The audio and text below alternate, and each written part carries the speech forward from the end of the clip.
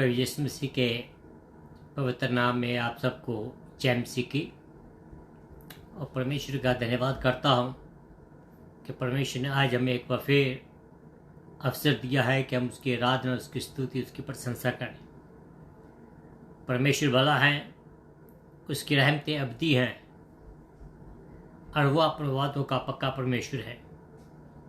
उसने कहा है कि जहाँ दो या तीन उसके नाम पर हाजिर होते हैं, वो अपने लोगों के बीच में हाजिर होता है।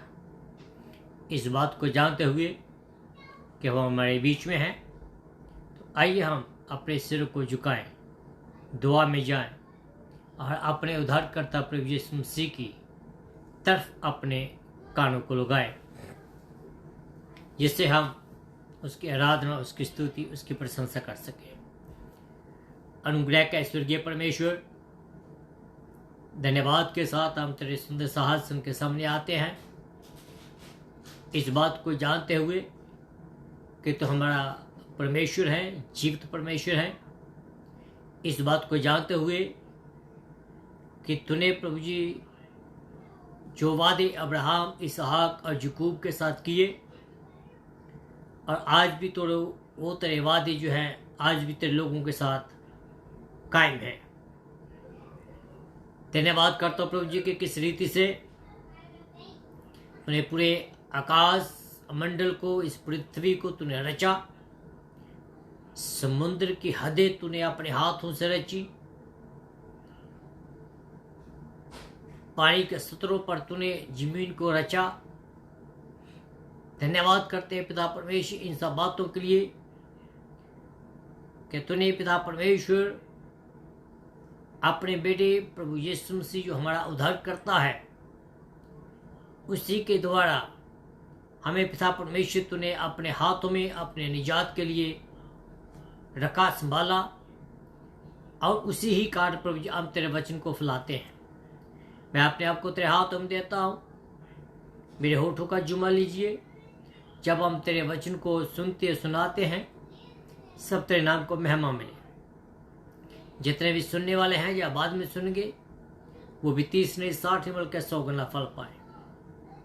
प्रभु जी मैं प्रार्थना करता हूँ हर एक गमशुदा परिवार के लिए, कहीं भी वो पाए जाते हैं, उनको मैं तेरे हाथों में देता हूँ। खास करके मैं अपने भाई सैमुएल को, उसके परिवार को, तेरा अनुग्रह उनके ऊपर बना रहे। तेरी शांति जो आकाश से शांति आती है, वो शांति उनके साथ बनी रहे। बाकी मैं लोकल कम्युनिटी के लिए, इंटरनेशनल कम्युनिटी के लिए तेरे से निवेदन करता हूँ कि इस कोरोना में से हम सबको अपने हाथ में लेकर सुरक्षित संभाल कर रखें, सुरक्षित रखें, जिससे प्रभु जी तेरे नाम को महिमा मिले। तो भला परमेश्वर है, स्तुति के योग्य परमेश्वर है। प्रार्थना को सुना इसलिए धन्यवाद करता हूँ, यीशु मसीह के नाम से मांगता हूँ, आमीन एंड आमीन। Hallelujah, hallelujah. तो आइए हम इस गाने को सुने, बहुत प्यारा गाना है, आपको पसंद आएगा।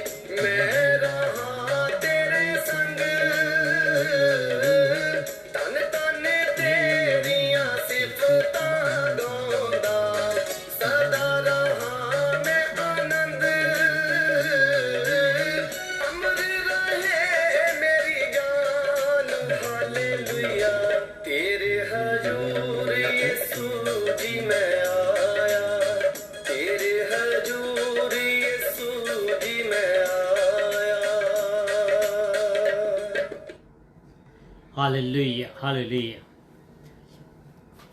The reason I play this song very much, इस गाने को मैं इसलिए प्ले करता हूँ ज़्यादा क्योंकि ये गाना मुझे अच्छा लगता है और मुझे अच्छा लगता है कि हम उसकी हाज़ुरी में जाएं, उसके चरणों में जाएं, और जब हम उसके हाज़ुरी में जाते हैं, अपने आप को हलीम करते हैं, तो वो हमें अपनी शांति से भरता है। तो इसलिए ये गाना मेरा एक थीम सॉन्ग है मेरे प्रोग्राम का, और मैं उम्मीद करता हूँ कि जब आप इस गाने को सुने तो समझ लीजिए कि pastor Yunus is on the line. तो आप अपने दोस्तों के साथ, अपने मित्रों के साथ, अपने घर वालों के साथ, अपने चर्चेस के बीच में या अपने ग्रुप्स के बीच में आप शेयर कर सकते हैं इसको, जिससे कि आप you will get a blessing. I am sharing the gospel with you because the God has commanded us to do it. It's not that I wanted to do it, but it's God commanded me to do it, and I cannot disobey God, because whatever He has given to me, and I have to obey, I have to use for His glory. And now I am telling you that today we are going to be a very, very blessing. This message is going to be bless everybody who is going to listen. Why? Because it is very practical. It's a very practical message which I'm going to share with you. And I encourage you, please keep listening this word of God and be blessed and share with your other people. Well, I know some of my friends, those are non-Hindi speaking, they are watching, but I have to mix with English and Hindi, my native language, so that other people also get benefited. So now let's go back to our topic, which is we will get book of Ephesians chapter 5 verses 1 to 7. This day we are studying book of Ephesians chapter 5 1 to 7 this time. So it is written very clearly over here. Therefore, be imitator of God as beloved children, and walk in love as Christ loved us and gave himself up for us, a fragrant offering and sacrifice to God. But sexual immorality and all impurity, all covetousness must not even be named among you, as is proper among saints. Let there be no filthiness, nor foolish talk, nor crude joke, which are not of flesh, but instead let there be thanksgiving. For you may be sure of this, that everyone who is sexual immorality or impure, or who is covetous, that is in adulterer, has not inheritance in the kingdom of Christ and the kingdom of God. Let no one deceive you with the empty words, and come upon the some of the disobedient. May God bless this word. And the first of all, as my ritual that I always welcome all my listeners, I welcome you in the name of our Lord Jesus Christ, and I convey my greetings as good morning, good evening, good afternoon, and good night, wherever you are accordingly. And I thank God that He is promise-keeping God, and He always says, where are 2 or 3 get together in His name, He always there. So being His children, believe that whatever He's promised to us, and He is watching us, and He is among us. परमेश्वर का मैं धन्यवाद करता हूँ, और परमेश्वर के नाम से मैं आपको जय मसीह की और good morning, good evening, good afternoon, good night आपको कहता हूँ, जहाँ जहाँ भी हैं उसके मुताबिक। और मैं परमेश्वर का धन्यवाद करता हूँ आप सब लोगों के लिए कि खुदा ने आपको अब तक संभाल कर रखा है। और मेरी प्रार्थना है दिल से, खास करके मेरे उन भाइयों के लिए, जो लोग भाई जो इंडिया में रहकर दिल्ली में जो संघर्ष कर रहे हैं, आई माई प्रे, मेरी प्रार्थना है उनके लिए कि खुदा उन भाइयों को अपने हाथों में संभाल कर रखें, और जो भी उनके दिल की ख्वाहिश है उनको वो पूरी करे। मेरी ये प्रार्थना है, मेरी अरदास है उनके लिए। तो हम लोग we are studying the book of Ephesians and chapter 5, and the last week we read about that how we should walk। देखा था कि प्रिय बालकों के समान परमेश्वर का अनुकरण करें, imitate of God। But that means as we are living on this earth, we should not walk according to on this earth।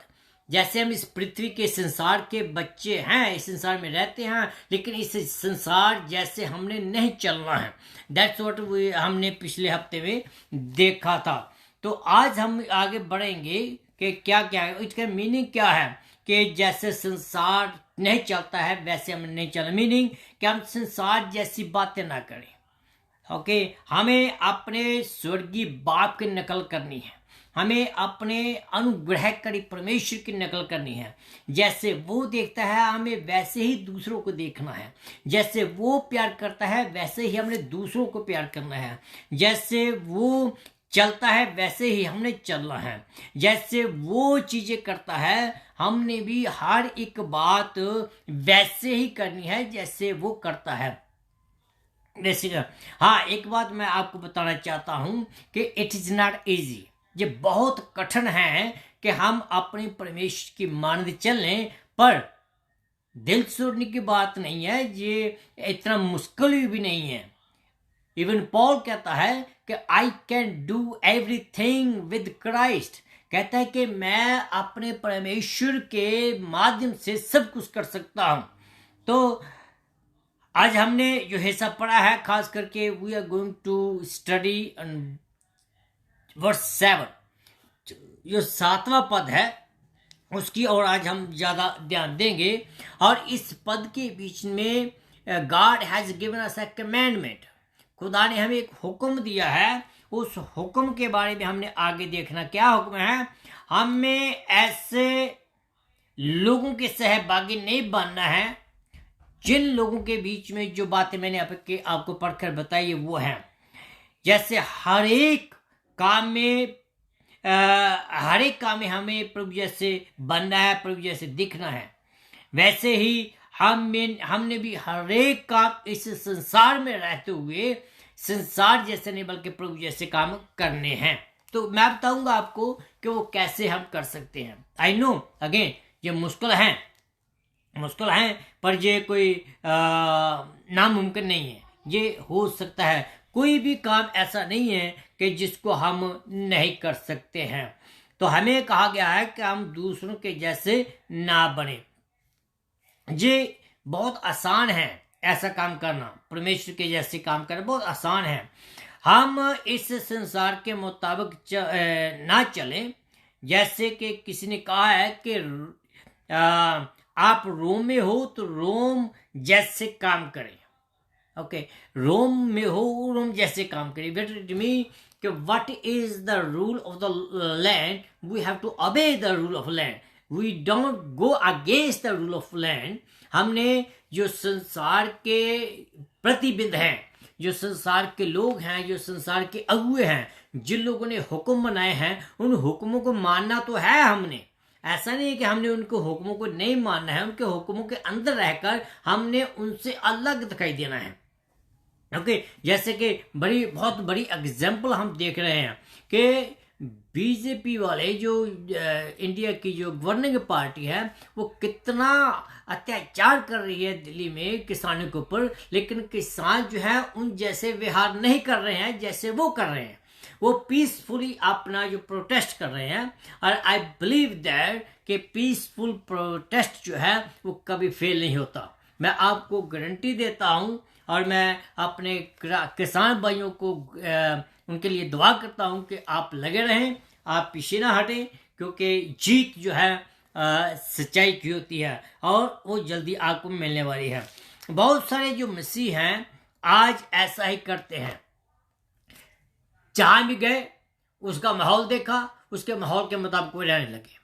अपनी टेस्टमनी कायम नहीं करते हैं, अपनी टेस्टमनी वो कायम नहीं करते हैं, अपने आप को दिखाते नहीं है, अपने बीच में मसीह को नहीं दिखाते हैं। क्योंकि वचन में लिखा है कि हमें अपने जीवन से मसीह को दर्शाना है, अपने आप में मसीह को दर्शाना है। तो मेरे अजीजों, बहुत सारे लोग हैं जो ऐसा करते हैं। कैसे कि वो संसार की रीति के मुताबिक चलते हैं। कैसे कि वो वैसे काम करते हैं, उन जैसा फैशन करते हैं, उन जैसे बोलने लगते हैं, उन जैसे वो अपना स्टैंडर्ड कायम करना चाहते हैं। पर खुदा ऐसा नहीं कहता है। खुदा हमें कहता है कि हमने उनसे अलग रहना है। अगर आप कोई पंजाब से उड़कर चला जाए, अगर बॉम्बे की तरफ चला जाए, तो थोड़े समय के बाद वो पंजाबी भी बॉम्बे की लैंग्वेज बोलना शुरू कर देगा। हाँ, सीखनी चाहिए, लेकिन उन जैसे एक्ट नहीं करना है। ये मैं बात कर रहा हूँ। जैसे कि परमेश्वर ने दूसरों कुरिन्थियों के बीच में 6 आयत उसके 17 में कहा है। मैं आपके सामने इसको पढ़ के बताना चाहता हूँ कि उसने क्या कहा। इसलिए प्रभु कहता है कि उनमें से निकल आओ, अलग हो जाओ, जो कुछ अशुद्ध है उसे ना छुओ, तो मैं तुम्हें ग्रहण करूंगा। अगर हमने निजात पानी है, हमने अपनी निजात प्राप्त करनी है, तो वो प्रभु यीशु मसीह के बगैर हम प्राप्त नहीं कर सकते हैं। अगर हमने किसी को रोल मॉडल देखना है, तो यीशु मसीह के बगैर को और अच्छा रोल मॉडल है नहीं। आपने सुना है, आपने पढ़ा भी होगा कि किस रीति से यीशु मसीह एक रोल मॉडल था। इवन उसने कहा अगर आपके एक गाल पर थप्पड़ लगा था तो उसकी आगे दूसरा लगा दो। That kind of role model. उसने बिना किसी हाथ उठाए हुए, बिना कोई हथियार उठाए हुए, आज संसार के बीच में सबसे बड़ा जो रिलीजन है वो क्रिश्चियनिटी है। हाथ नहीं उठाया, हथियार नहीं उठाया, दुनिया जैसे नहीं चला, वह अपनी शुद्ध में चलता रहा। क्यों ऐसा हुआ? क्योंकि he is God himself. Okay, तो आगे बढ़ते हैं। इन बातों को हम दिल में रखते हुए आगे हम बातें देखेंगे कि क्या क्या हमें जो है चीज को हमने अपने आप को दूर रखना है। कौन सी ऐसी चीजें हैं जो संसार वाले करते हैं और हमें नहीं करने की आज्ञा प्रभु यीशु मसीह ने दी है।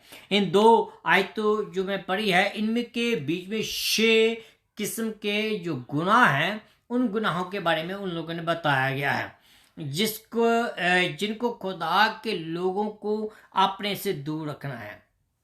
Doesn't matter who you are, doesn't matter you are Christian और नॉट, आप मसीह हैं या नहीं है, लेकिन ये जो 6 बातें जो हैं आपके जीवन से दूर होनी चाहिए। ये 6 जो बातें मैं आपको बताने वाला हूं, ये 6 बातें जब आदमी के जीवन में आती हैं तो पहली बात तो है कि उसके खुद की जो खुशी है वो जाती रहती है। दूसरी बात कि उसके परिवार की खुशी जाती रहती है। तीसरी बात, उसके जो समाज है उसकी खुशी जाती रहती है। इन बातों में जब आदमी फंसता है वो कभी भी खुश नहीं रहता है। तो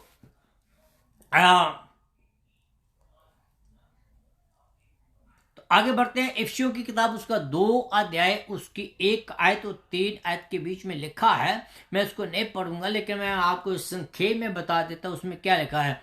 संसार जो कहता है, संसार जो चाहता है वो करता है। ओके, क्यों? क्योंकि वो कुछ बदलने के काबिल नहीं है। मीनिंग कि he doesn't want to change anything. Carnal man, संसारिक आदमी जो है वो जो चाहता है वो ही वो करता है। वो दूसरे की नहीं सुनता है, अपने मन को चेंज करने के लिए नहीं सोचता है। तो इनमें से पहली बात आती है व्यभिचार। जिस आदमी के जीवन में व्यभिचार है, जिस आदमी के बीच में व्यभिचार है या जिस परिवार के बीच में व्यभिचार है, वो परिवार कभी खुश नहीं रह सकता है। मीनिंग यहाँ को सब प्रकार के पापों को बताया गया है। यहाँ व्यभिचार जो है तो सब पापों की एक जड़ मैं कह सकता हूं। व्यभिचार जो है वो सेक्सुअल जो बातें उनसे संबंधित हैं, जो शादी से पहले होती है। ये जो व्यभिचार हैं, बाइबल हमें कहती है कि तुम्हारा जो बिस्तरा है वो बिल्कुल पाक होना चाहिए। पाक मीन कि तुम्हारे शरीर जो है उसके ऊपर कोई धब्बा नहीं होना चाहिए। धब्बा मीन कि कोई भी ऐसी एक्टिविटी आपके शरीर में नहीं होनी चाहिए जिससे कि आपके ऊपर कोई तोहमत लगा सके। तो वो कौन कौन सी बातें हैं? Adultery, homosexual, lesbian, sexual lust और पोर्नोग्राफी, ये सब बातें। पोर्नोग्राफी, आप अगर अपने फोन की ओर ध्यान नहीं देते हैं तो थोड़ा से भी अगर इधर उधर आप ध्यान देते हैं तो आपका फोन इन पोर्नोग्राफी से भरा हुआ है। और इससे बचने के लिए हमें अपने दिमाग की जरूरत चाहिए। बड़े ध्यान से इसको, जो टेक्नोलॉजी है आज के ज़माने की, ये टेक्नोलॉजी बहुत फायदे की है और इस टेक्नोलॉजी के द्वारा बहुत से घर बर्बाद भी हो चुके हैं। तो इसलिए जब इसको आप इस्तेमाल करते हैं, इसको बड़े साधारण तरीके से, बड़े सावधान तरीके से इस्तेमाल करिएगा। क्यों?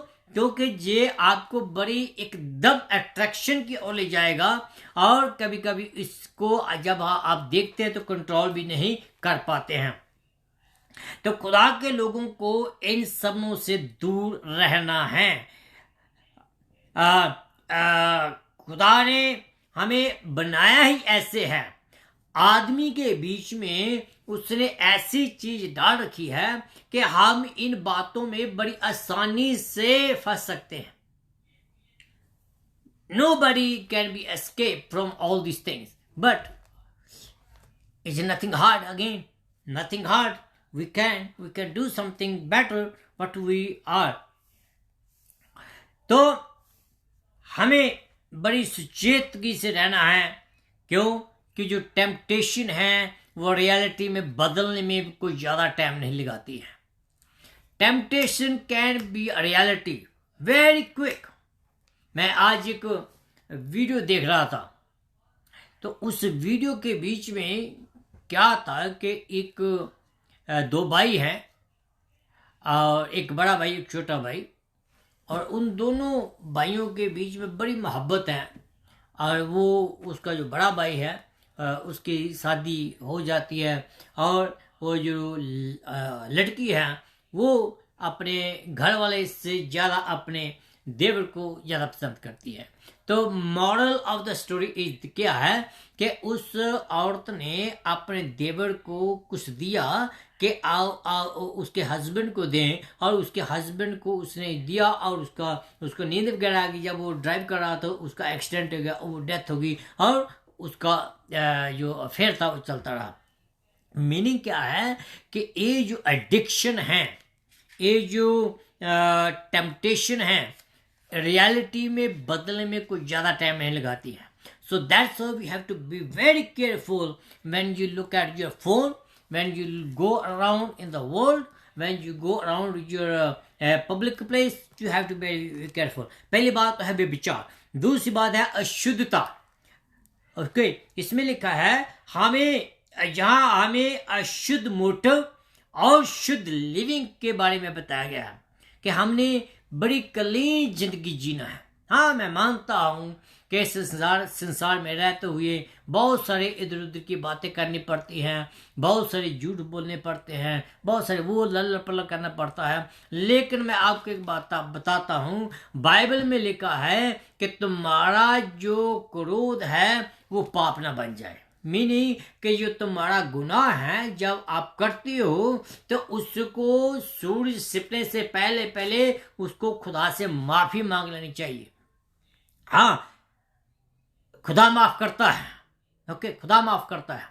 लेकिन अगर आप दोबारा वही गुनाह करते हैं, मीनिंग मैं दूसरे शब्द में कहूं अगर आप उसके हैबिचुअल हो जाते हैं तो फिर कोई माफी नहीं है, फिर खुदा आपको माफ नहीं करेगा। हाँ, खुदा माफ करता है, लेकिन हैबिचुअल सिन जो है उसको माफ वो नहीं करता है। खुदा मेहरबान है, करता है, लेकिन इसलिए वो कहता है हमें क्लीन लाइफ जो है वो जीने की जरूरत है। जहां हमारे नैतिक अशुद्धता की बात करता है वो कि हमारा जो पर्सनल बिहेवियर है वो कैसा होना चाहिए, जहां में शुद्ध रहने के बारे में बात करता है, जिसके द्वारा हम खुदा को इज्जत दे सके। हम लोग बनाए इसलिए गए हैं कि हम खुदा की आराधना करें, खुदा को इज्जत करें, खुदा का आदर करें। इसलिए नहीं हम बनाए गए कि हम इस दुनिया में आए और अपनी ऐशप्रस्ती करें और चले जाए। No, Whatever you do on this earth, जो कुछ भी हम इस पृथ्वी पर करते हैं वो ही आपके साथ जाएगा, वो ही आपकी जो जर्नी है उसको तय करेगा कि आपने कहाँ जाना है। अगर इस दुनिया पर रहते हुए आप गुनाह वाली जीवन जीते हैं जो मैं बता रहा हूं, तो आप खुद अपनी डेस्टिनी जो है चुनते हैं। खुदा ने आपको नहीं कहा कि ऐसा करो, लेकिन आप खुद ऐसी डेस्टिनी चुनते हैं, आप अपनी मंजिल खुद ऐसी चुनते हैं। जब आप अपनी ऐसी मंजिल चुनते हैं तो उसका जो नतीजा है उसको भी आपको भुगतना पड़ेगा। तीसरी बात मैं आपको बताना चाहता हूं, लोभ, ग्रीडी। ओके, जहां लालच की बात करता है, इस बात को वो बताता है कि हम उस चीज की लालच ना करें जो हमारी नहीं है, जिसके लिए हमने काम नहीं किया है, जिसके लिए हमने खून पसीना नहीं बहाया है। हम उस चीज की लालसा ना करें। बाइबल में लिखा है कि तू अपने पड़ोसी की किसी भी चीज की और ध्यान ना दे। मैं जानता हूं इस बात को। कभी कभी हमारे जो भाई लोग हैं वो ज़्यादा प्रॉस्पर होते हैं, हमारे जो दूसरे भाई लोग हैं उनकी फसल ज़्यादा होती है, जो हमारे जो आस पड़ोस के लोग हैं उनका बिजनेस ज़्यादा चलता है। हमारे दिल में आता है कि उनका ऐसा क्यों है, उनका ऐसा क्यों है। मैं एक बात बताता हूं कि जब ऐसी आवाज आपके कानों में गूंजती है तो आप ऊपर वाले का धन्यवाद करें और कहें कि धन्यवाद करता हूं कि जिस हालात में तूने मुझे रखा है मैं उस हालातों के लिए धन्यवाद करता हूं।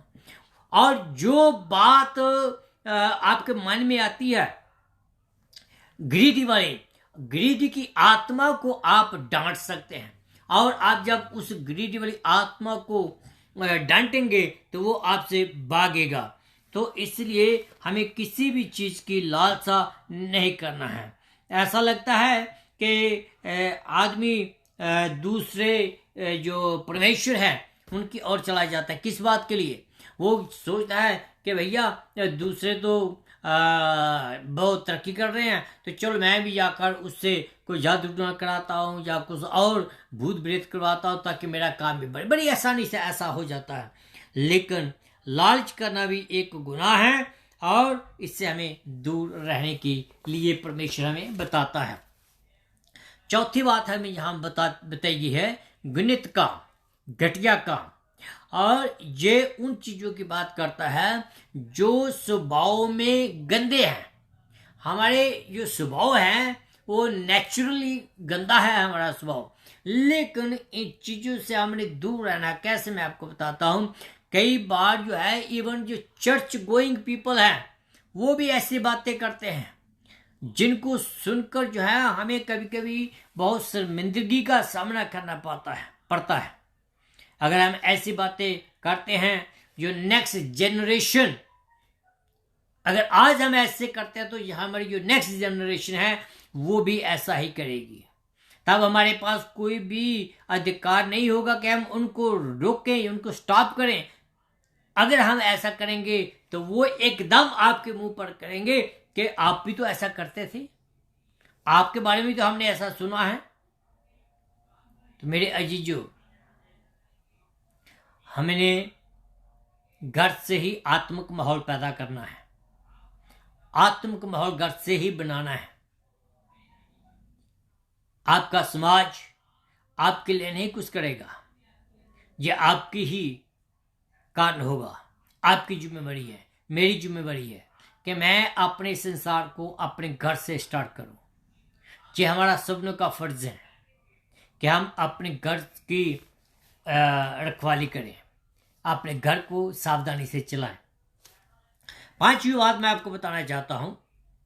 पांचवी बात यह है मूर्खतापूर्ण बातें। It speak of silly speech, या उस आदमी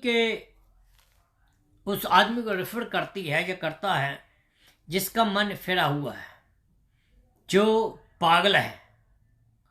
ऐसे मूर्ख जैसी बातें करती रहना।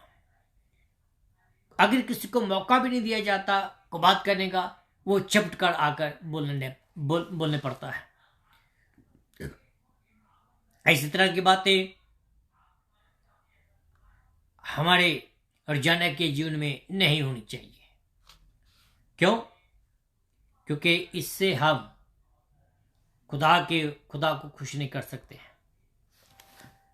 मूर्खता की बातें, अगर आपको कोई एडवाइस नहीं मांगता है तो जो कुछ भी है उसको अपने पास रखें। और ज्यादा बोलना जो है वचन के मुताबिक वो भी मूर्खता ही है। कई लोग कहते हैं कि ज्यादा बोलने से मैं बहुत अच्छा लगूंगा, लेकिन वो ज्यादा बोलने से अपनी मूर्खताई को प्रकट करते हैं। इसलिए जब आप बोलें संयम से बोलें, जब आप बोलें बड़ी सावधानी से बोलें। जब आप बोलें, इंग्लिश में एक प्रोवर्ब्स है, थिंक बिफोर यू स्पीक। बोलने से पहले आप सोचें, क्या आप क्या बोल रहे हैं? क्या मेरे बोलने से मेरे नेक्स्ट वाले आदमी की कोई तरक्की हो रही है या नहीं हो रही? क्या मेरे बोलने से जो दूसरा आदमी है he will be benefit spiritually और नॉट? आत्मिक तौर पर उसको कोई फायदा होगा या नहीं होगा? ऐसा जीवन, हमारी बोलचाल जो है ऐसा होना चाहिए। फिर छेवीं बात जो है, छेवां गुनाह जो है मैं कहूंगा, कहता कि ठट्ठा करने वाली बातें हैं। ठट्ठा करने वाली बातें हमारे मुंह से दूर रहनी चाहिए। ये भी लगभग जो मूर्खतापूर्ण बातें हैं उनसे ही संबंधित हैं, उसके ही बराबर हैं। मीनिंग गंदे जोक, गंदी बातें, सेक्सुअल जोक, जहाँ वो बातें, जिन बातों से ये जो गंदी बातें हैं, ये सब बातें जो है दिल से आती है। गंदी बातें दिल से आती है। जब आपका दिल साफ है तो आपके दिल से अच्छी बातें निकलेंगी। जब आपका दिल ही गंदा है तो दिल से गंदी ही बातें निकलेंगी। इसके बारे में खुदावंद ने खुद कहा, लूका की किताब उसका 6 अध्याय उसके 45 आयत के बीच में लिखा है, भला आदमी अपने दिल से भले खजाने से भली बातें को ही निकालता है, पर बुरा आदमी अपने दिल के बुरे खजाने से बुरी बातें निकालता है। क्यों? क्योंकि जिन बातों से उसका दिल बड़ा होता है उन्हीं बातों को मुंह पर वो लाता है। इन बातों को हमने अपने से दूर रखना है। हमने अपने दिल की चौकसी करनी है। हमने अपने दिल को जांचना है कि हमारा दिल ये साफ है या नहीं है।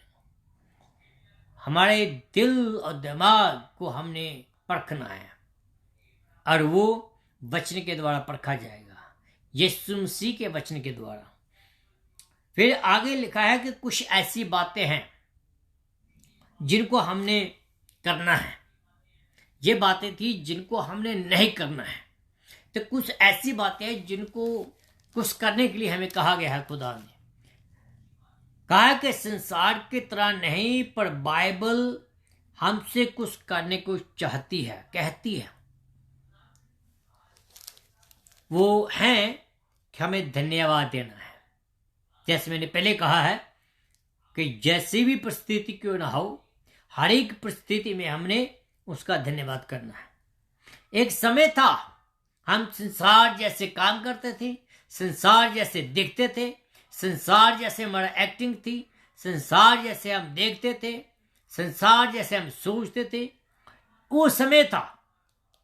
क्यों? क्योंकि हम संसार जैसे थे, हम संसार में थे, इसलिए हम ऐसा सब कुछ करते थे। जब परमेश्वर ने हमें बदला है, हमें नई सृष्टि बना दिया है, हम पुरानी बातें जो जिंदगी से चली गई, हमें खुदा ने आजाद कर दिया। हमें खुदा ने पुरानी बातें हमारे से निकाल दी है। हम आजादी के लिए चुने गए हैं। हम आजादी के लिए हमें परमेश्वर का धन्यवाद करना है। इसलिए हर परिस्थिति में परमेश्वर का धन्यवाद करें। मैं आपको एक बात बताता हूं गारंटी के साथ कि जब आप हर परिस्थिति में परमेश्वर का धन्यवाद करेंगे तो परमेश्वर आपको और भी ज्यादा इस्तेमाल करेगा। संत पौलुस ये कहता है कि मैं हर परिस्थिति में खुश रहना सीख गया हूं। हर परिस्थिति में मैं धन्यवाद करना सीख गया हूं। हर परिस्थिति में मैं उसको कभी भूलता नहीं हूं। हिब्रू की किताब उसका 13 अध्याय उसके 15 आयत के बीच में लिखा है, हम यीशु के द्वारा स्तुति रूपी बलिदान परमेश्वर को सर्वदा चढ़ाया करें, अर्थात उन होठों का फल जो उसके नाम को स्वीकार करते हैं, जो उसके नाम को अंगीकार करते हैं।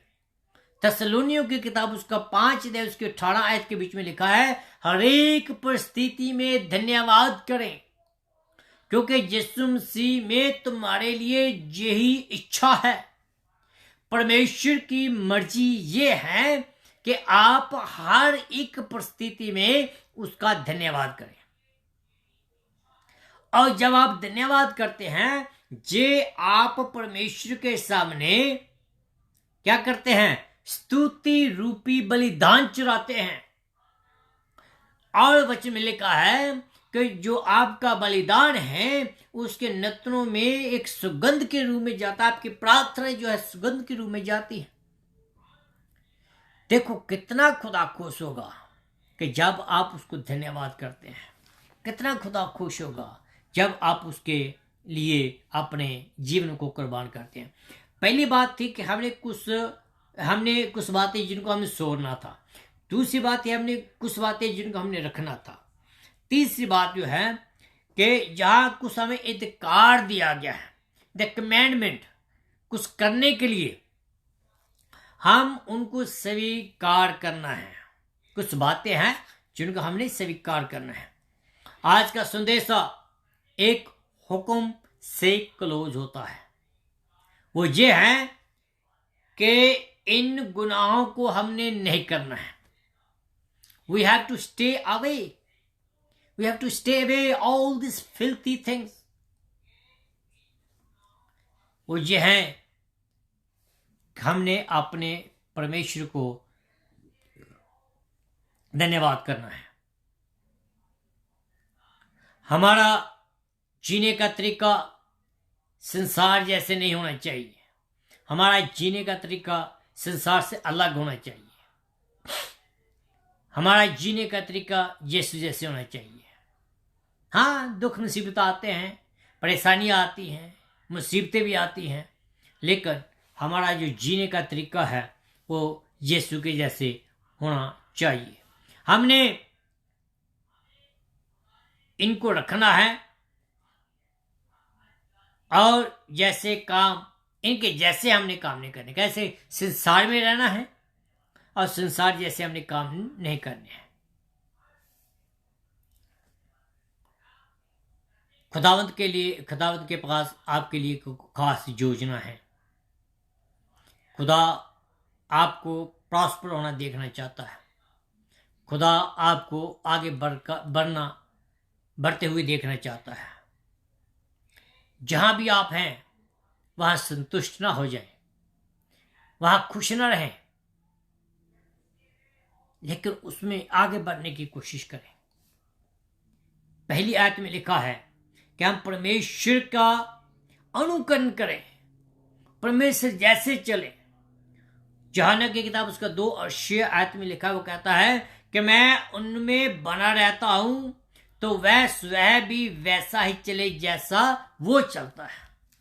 खुदावन आपके बीच में बना हुआ है और जैसा खुदा चलता है हमें वैसे ही चलने की जरूरत है। मत्ती की किताब उसका 7 अध्याय उसकी 13 और 14 के बीच में लिखा है। वहां 2 बातें बताई गई हैं, 2 रास्ते बताए गए हैं। उन 2 रास्तों के बारे में बताया गया है और डिसाइड आपको करना है कि आपने कौन से रास्ते पर चलना है। ये यीशु मसीह 2 राहों की बात करता है। सरका मार्ग में प्रवेश करो क्योंकि विशाल है, फिर एक फाटक और चौड़ा है, वह वो जो मार्ग है वो विनाश की ओर ले जाता है। चौड़ा जो मार्ग है, सरका मार्ग जो है, जो सरका मार्ग में क्या कहूँ कि जो नैरो मार्ग है, जब हम उसमें चलते हैं मुसीबतों का सामना करना पड़ता है, बहुत सारी कठिनाइयों का सामना करना पड़ता है। लेकिन जब हम उसमें चलते हैं, आगे बढ़ते चलते हैं तो खुदा हमें पार ले जाता है। लेकिन मेरे जीजो, हमने अपने आप में डिसाइड करना है कि आप कौन से मार्ग में चलना चाहते हैं। आप सर के मार्ग में चलना चाहते हैं या आप